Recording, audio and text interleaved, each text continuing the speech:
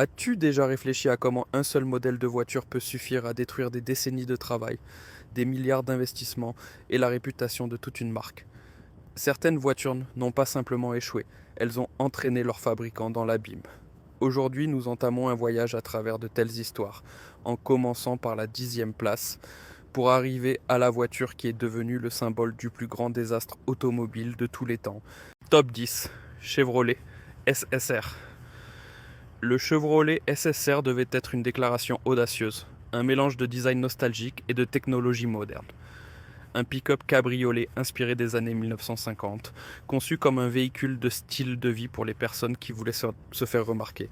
Mais c'est là que le problème a commencé. Cette voiture n'a jamais su ce qu'elle voulait vraiment être. Pour un pick-up, la zone de chargement était beaucoup trop petite. Pour une voiture de sport, le poids était écrasant. Et pour un cruiser, le prix était tout simplement trop élevé.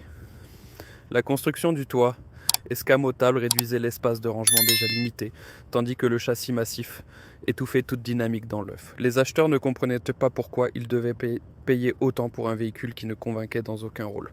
Les chiffres de vente sont restés bien en deçà des attentes et ont continué de baisser d'année en année. Au final, il ne restait qu'un véhicule symbolisant une phase de décision imprévue. Le SSR a été arrêté bien avant d'avoir eu la chance de se réhabiliter. Était-ce l'audace de l'expérimentation, ou simplement un manque de flair pour le marché qui a fait échouer ce projet? Top 9, Fisker Karma. La Fisker Karma devait incarner l'avenir de l'automobile.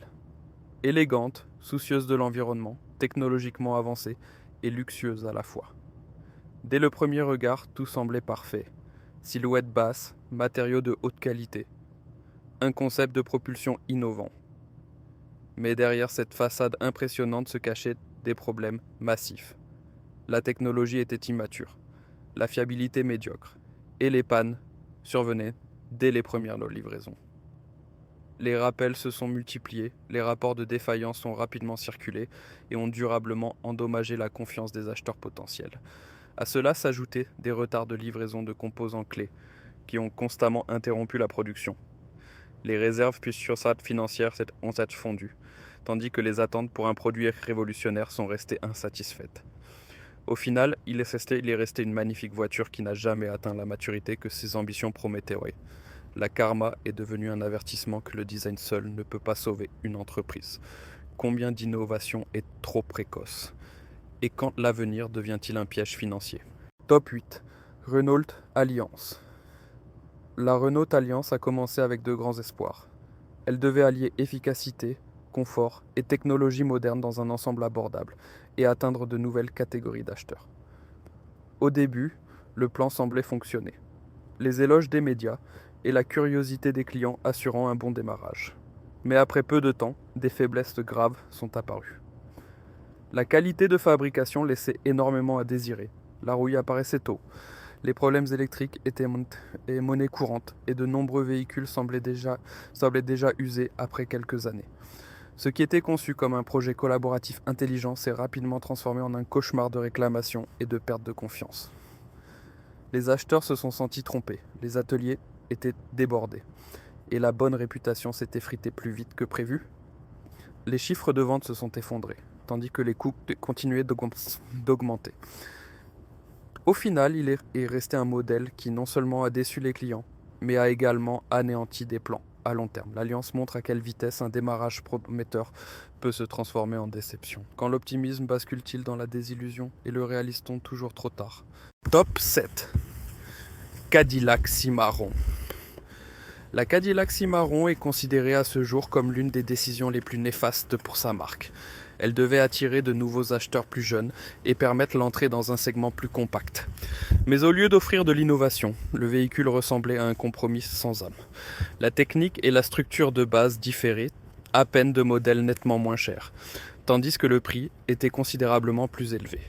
Les clients ont immédiatement reconnu qu'on leur promettait plus d'image que de substance.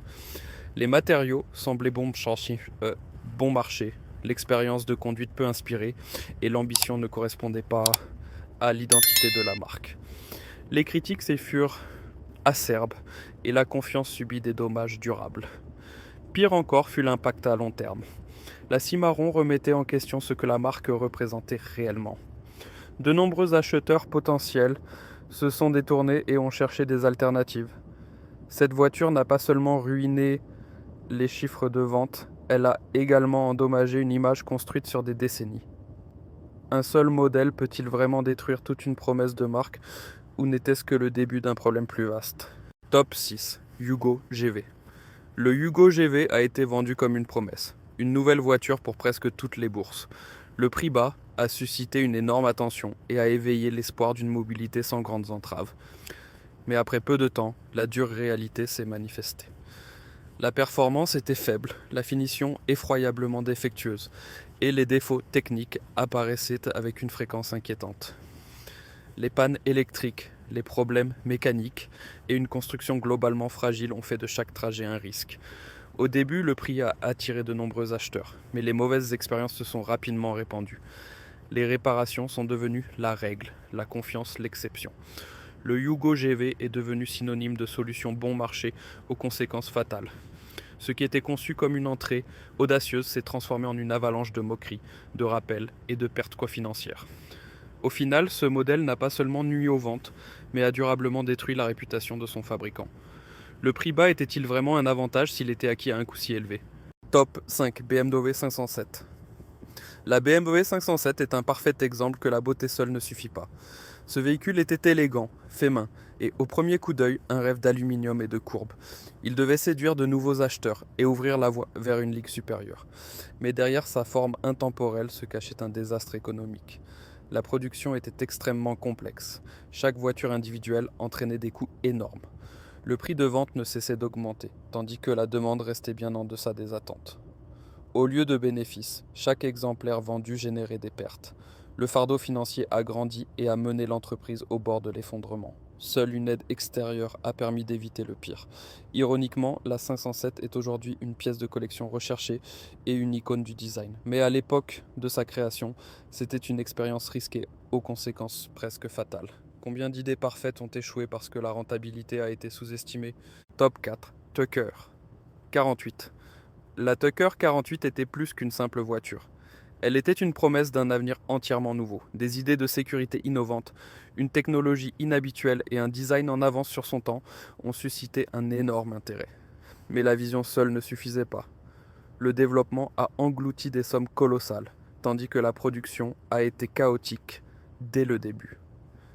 Les concepts techniques se sont avérés difficiles à mettre en œuvre. Les composants ne s'assemblaient pas, et chaque véhicule s'apparentait à une expérience artisanale.